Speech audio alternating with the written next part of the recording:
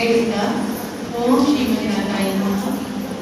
ಇವತ್ತಿನ ಕಾರ್ಯಕ್ರಮದಲ್ಲಿ ಉಪಸ್ಥಿತರಿರುವ ಶ್ರೀ ವಿನಾಯಕ್ ದೇವರೇ, ಶ್ರೀ ಮಹೇಶ್ ಎಂದಿಯವರೇ, ಶ್ರೀಮತಿ ಸಾವಿತ್ರಿ ಮಾಸ್ಟೇಜಿಯವರೇ, ಶ್ರೀಮತಿ ಪುಷ್ಪಲತಾ ಅವರೇ ಹಾಗೂ ರಿಯೋ ಆಫೀಸಿಂದ ಮತ್ತು ನಿಮ್ಮ ಪ್ರತಿಮಾ ಮೇಡಮ್ನವರೇ, ಕೋಆರ್ಡಿನೇಟರ್ ಎಲ್ಲ ಕೋಆರ್ಡಿನೇಟರ್ಸ್ ಆಗಿ ಕೆಲಸ ಮಾಡಿದ ಅವರು, ಸುಂದರ ಕನಸನ್ನ ಹೊಂದಿರುವಂತಹ ಯುವತಿಯರೇ, ಭಕ್ತಿಪೂರ್ವಕ ನಮಸ್ಕಾರಗಳು.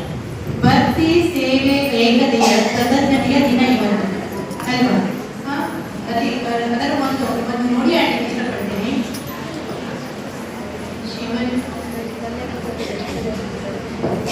ಶಿವನ ನೋಡಲು ಕಂಡಾರೆ ಕಾಶಿಗೆ ನಡೆಯುವಿರಾ, ದಕ್ಷಿಣ ಕಾಶಿಗೆ ಬರುವಿರಾ.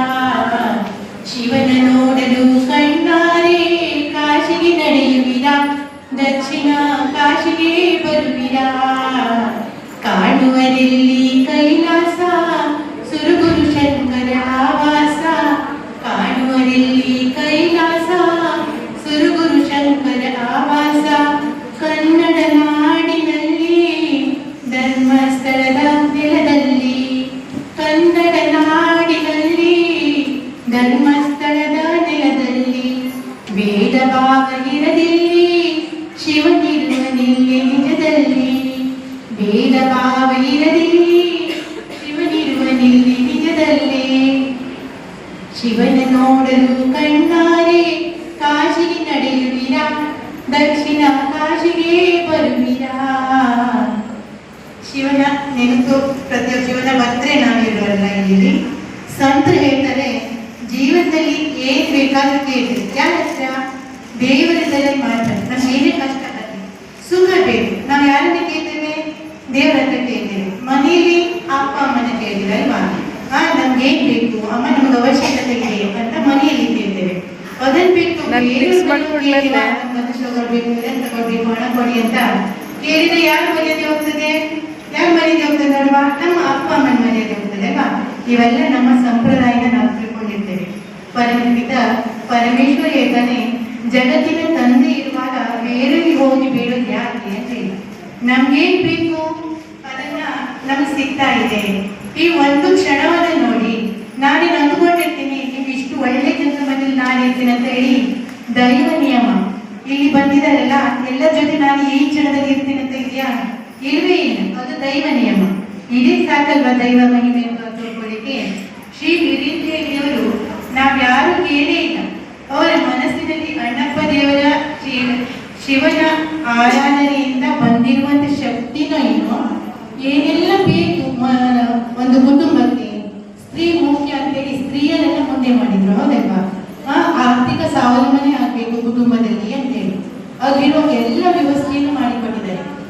ಆಯ್ತಾ? ಈಗ ಒಂದು ಹೇಳ್ತೀನಿ ಕೇಳಿ.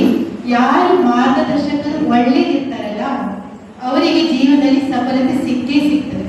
ಅರ್ಜುನ ಭಗವಾನ್, ದುರ್ಯೋಧನ ಸಫಲತೆ ಸಿಗ್ತದೆ ದೇವರ ದಯದಿಂದ.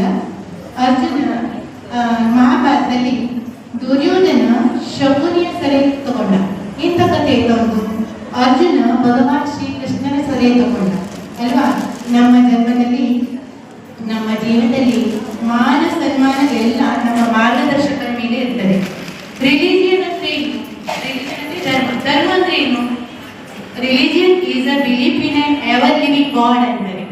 ತುದಿ ಮೂಲದಲ್ಲಿರದ ದೇವರ ಮೇಲಿರುವ ನಂಬಿಕೆನೇ ಧರ್ಮ ಅಂತ ಹೇಳಿ. ನಿಮ್ಗೆ ನಾವೆಲ್ಲ ಒಂದೇ ಹಿಂದೂಗಳಲ್ವಾ? ಹಿಂದೂಗಳಲ್ಲಿ ನಾನು ತಿಳಿದಿರೋ ಪ್ರಕಾರ ಅನುಕೂಲದಲ್ಲಿ ನಾನು ಹುಟ್ಟಿರೋದು ಬಾಂಬೆದಲ್ಲಿ. ಸರ್ ಹೇಳಿದ್ರು ಸಂಸ್ಥೆಯನ್ನು ಕಟ್ಟಿದ್ದಾರೆ. ನಾನೇನು ಕಟ್ಟಿಲ್ಲ, ನಾನು ನಿಮ್ಗಳ ಹಾಗೆ ಕೆಲಸ ಮಾಡ್ತಿದ್ದೀನಿ ಅಷ್ಟೇ. ಅದನ್ನು ಕಟ್ಟಿದರು ಶ್ರೀಮತಿ ಮೀನಾಕ್ಷಿ ನಾಯ್ಕ್ ಮತ್ತು ರಾಮಚಂದ್ರ ನಾಯ್ಕ್ ಅಂತೇಳಿ. ಅವರು ನಮ್ಮ ಅಮ್ಮ ಅಪ್ಪ.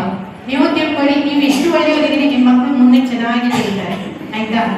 ನೆಕ್ಸ್ಟ್ ಇನ್ನೊಂದು, ಇಲ್ಲಿ ಧರ್ಮದ ಬಗ್ಗೆ ಯಾಕೆ ಇದೆ ಅಂತಂದ್ರೆ, ನನ್ನ ದೇವರ ಸತ್ಯ ನಮ್ಗೆ ಗೊತ್ತಿರ್ತದೆ, ಬೇರೆಯವ್ರು ಹೇಳ್ಬೇಕಂತ ಇಲ್ಲ. ಇನ್ನೊಂದು ಶ್ರೀ ವೀರೇಂದ್ರ ಹೆಗಡೆ ಅವರು ಜೈನರು ಅಂದ್ರೆ ನಿಮ್ಗೆಲ್ಲ ಗೊತ್ತಿರೋ ಶಕ್ಯ. ಯಾಕಂದ್ರೆ ನಮ್ಮ ಅಂಕೋಲ ತಾಲೂಕಿನ ಮಟ್ಟಿಗೆ ಅಷ್ಟೇ ಹೇಳ್ಬೋದು, ಬೇರೆ ತಾಲೂಕಲ್ಲಿ ಇರ್ಬೋದು. ಅಲ್ಲಿ ಅಂಕೋಲ ತಾಲೂಕಿನಲ್ಲಿ ನಾನು ಗೊತ್ತಿರುವ ಪ್ರತಿಯೊಂದು ದೇವಸ್ಥಾನದ ಪ್ರತಿಷ್ಠಾಪನೆ ಮಾಡುವವರು ಜೈನರು. ನಮ್ಮ ಊರಲ್ಲಿ ದೇವಸ್ಥಾನ ಈ ಅಂಕೋಲದಲ್ಲಿ ಎಷ್ಟೋ ದೇವಸ್ಥಾನಗಳನ್ನ ಪ್ರತಿಷ್ಠಾಪನೆ ಮಾಡುವವರು ಯಾರು ಜೈನ ಧರ್ಮದವರು. ಅಂದ್ರೆ ನಾವು ಕೇಳಿದ್ರೆ ನನ್ನ ಅಪ್ಪ ಹೇಳ್ತಾ ಇದ್ರು, ಅವ್ರು ಜೈನಕ್ಕೆ ನಾವು ಜೈನರ ಅಂತ ಹೇಳಿ. ಅವ್ರು ನನ್ನ ಅಪ್ಪ ಹೇಳ್ತಾ ಇದ್ರು, ಜೈನರು ಕೂಡ ಹಿಂದೂಗಳೇ ಆಗಿದ್ರು. ಹಿಂದೂಗಳಲ್ಲಿರುವ ಅತ್ಯಂತ ಕಠಿಣ ಸಂಪ್ರದಾಯದಿಂದ ಸಾಮಾನ್ಯ ಜನರಿಗೆ, ಬಡವರಿಗೆ ಅದನ್ನ ಅರಿಮಣಿಕಲಿಲ್ಲ, ಅದನ್ನ ನಡ್ಸ್ಕೊಂಡು ಹೋಗ್ಲಿಕ್ಕಾಗಿಲ್ಲ ಅಂತ ಹೇಳ್ಬೇಕು. ಒಂದು ದೈವ ಪೂಜೆ ಮಾಡ್ಬೇಕಂತಂದ್ರೆ ಅವರ ಸರಳ ಪದ್ಧತಿಯನ್ನ ಆರಿಸಿಕೊಂಡು ಜೈನ ಧರ್ಮ, ಬೌದ್ಧ ಧರ್ಮ, ಹಿಂದೂ ಧರ್ಮದಿಂದನೇ ಹುಟ್ಟಿದೆ ಅಂತ ಹೇಳಿ. ನಾನ್ ತಗೊಂಡಿರೋದು ಎಮ್ಮೆದಲ್ಲಿ ಫಿಲಾಸಫಿನೇ. ಅದು ಇರ್ಲಿ, ಅಷ್ಟೊಂದು ದೊಡ್ಡಕ್ಕೆ ಹೋಗಬೇಡ. ಆದ್ರೆ ನಾನು ಹೇಳ್ತಾ ಇದ್ದೀನಿ, ಅವ್ರು ಜೈನ ಧರ್ಮದವರು ಅಂತ ಹೇಳೋದು ಎಷ್ಟು ಅಂದ್ರೆ, ನಾನು ಈಗ ನೋಡಿ, ನಾನು ನಿಮ್ಮಲ್ಲಿ ಒಬ್ಬಳವನಲ್ವಾ ಹೆಂಗಸು, ನೀನಲ್ಲ ಬೇರೆಯವರು ಅಂತಂದ್ರೆ ನೀವು ಅನ್ನೋದಿಲ್ಲ ಬೇರೆ ಇಷ್ಟೇ ನಡೆಯುತ್ತದೆ. ಹೌದಾ? ನನ್ನ ಎರಡು ಮಾತು ನೀವು ಕೇಳ್ತೀನಿ, ನಾನು ನಿಂತಿದ್ದೀನಿ. ಆ ನಂಬಿಕೆ ಅಚಲವಾಗಿರ್ಬೇಕು. ಇನ್ನೊಂದು ನಾನು ಪಾಯಿಂಟ್ ಬರ್ಲಿಕ್ಕೆ ಬರ್ತೇನೆ, ಯಾಕಂದ್ರೆ ನನ್ನ ಟ್ರೈನ್ ಓಡ್ಕೊಂಡೆ ನೋಡ್ಬಿಡ್ತಾರೆ. ಇಲ್ಲಿ ಎಷ್ಟೊಂದು ಸುಂದರವಾದ ಕಾರ್ಯಕ್ರಮ ನೋಡಿ ಬರ್ತವೆ. ಕೆಲವು ಎರಡು ಒಂದೇ ಗಂಟೆ ಶಿಬಿರದಲ್ಲಿ ಭಾಗವಹಿಸಿದ್ದೆ. ಒಂದೇ ಶಿಬಿರದಲ್ಲಿ ನಾನು ಸ್ವಲ್ಪ ಮಾತಾಡೋದು ಸ್ವಲ್ಪ ಜಾಸ್ತಿ ಇದೆ. ಆ ಟೈಮ್ ಅಂತ ಓಡ್ತೇನೆ. ಅಲ್ಲಿ ಹೋದಾಗ ಒಂದು 4-5 ದಿವಸ ಇರ್ಬೇಕು.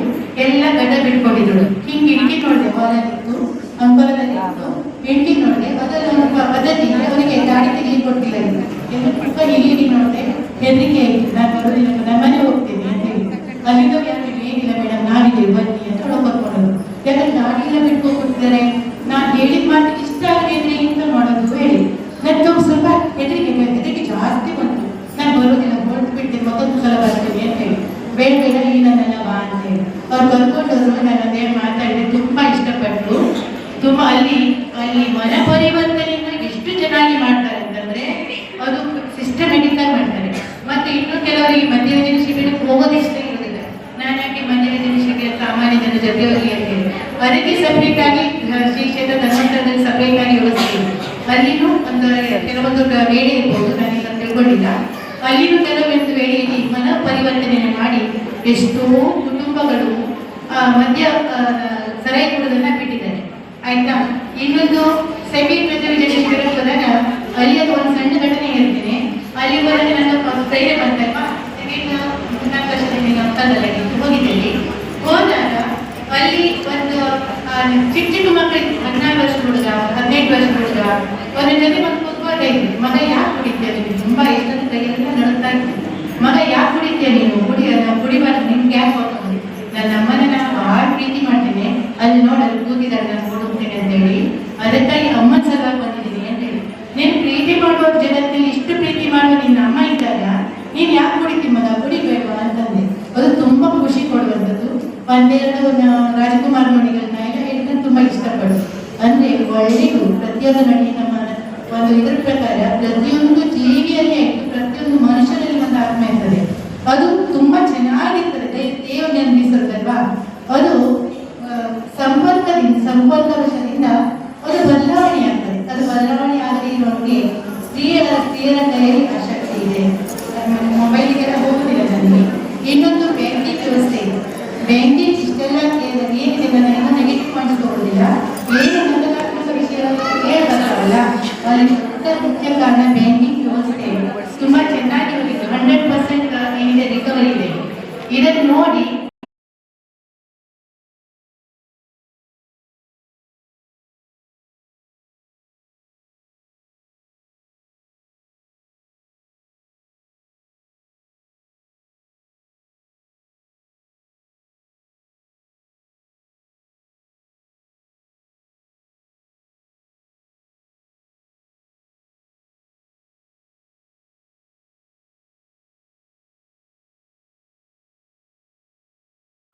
ಅಶಕ್ತರಿಗೆ ಜೀವನ ನಿರ್ವಹಣೆಗಾಗಿ ಪ್ರತಿ ತಿಂಗಳು ಯೋಜನೆಯಿಂದ ಮಾಸಾಸನ ನೀಡಲಾಗುತ್ತದೆ. ತಾಲೂಕಿನಲ್ಲಿ ಈವರೆಗೂ ಒಟ್ಟು 69 ಕುಟುಂಬಗಳಿಗೆ ಪ್ರತಿ ತಿಂಗಳಿಗೆ 1,000 ರಿಂದ 2,000 ರೂಪಾಯಿಯಂತೆ ಮಾಸಾಸನ ನೀಡಲಾಗುತ್ತದೆ. ಪ್ರಸ್ತುತ